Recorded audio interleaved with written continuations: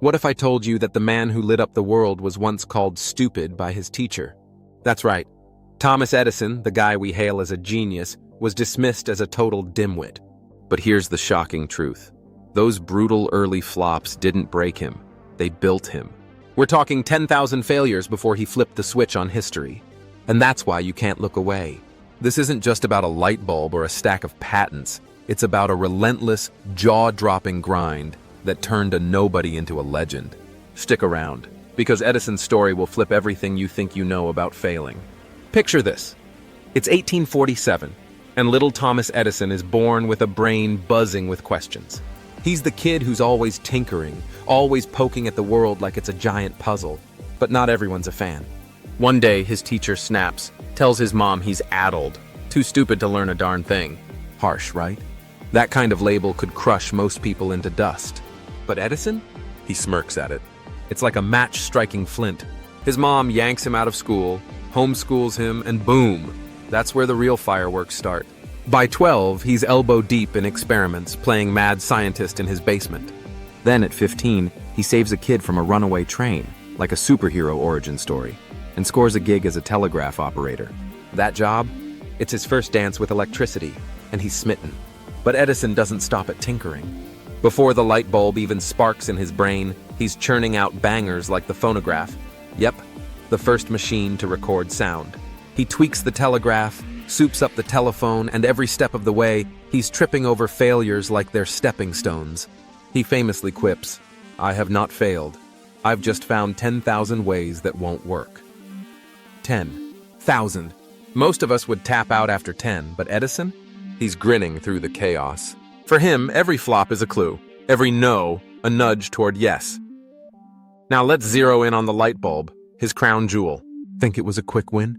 Think again. Edison and his crew test over 6,000 materials for that tiny filament. 6,000. That's not patience, that's obsession. Picture the scene. Endless nights, piles of busted prototypes, and Edison just keeps going. Why?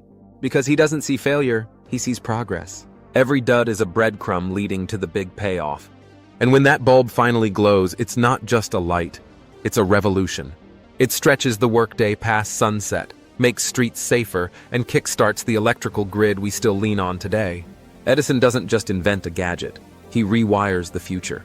But hold up, he's not done. Edison racks up over 1,000 patents like they're Pokemon cards.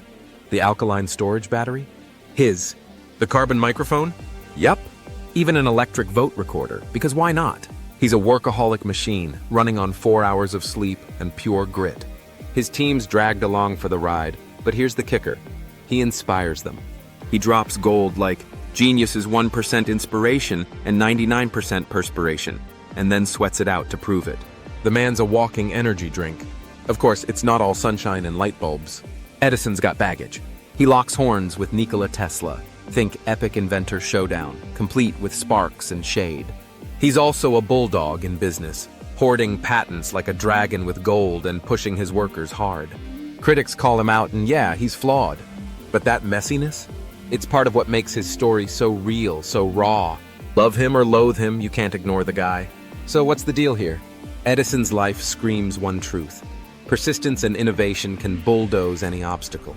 He takes the word impossible and laughs in its face. Failure? To him, it's not a brick wall, it's a stepping stone.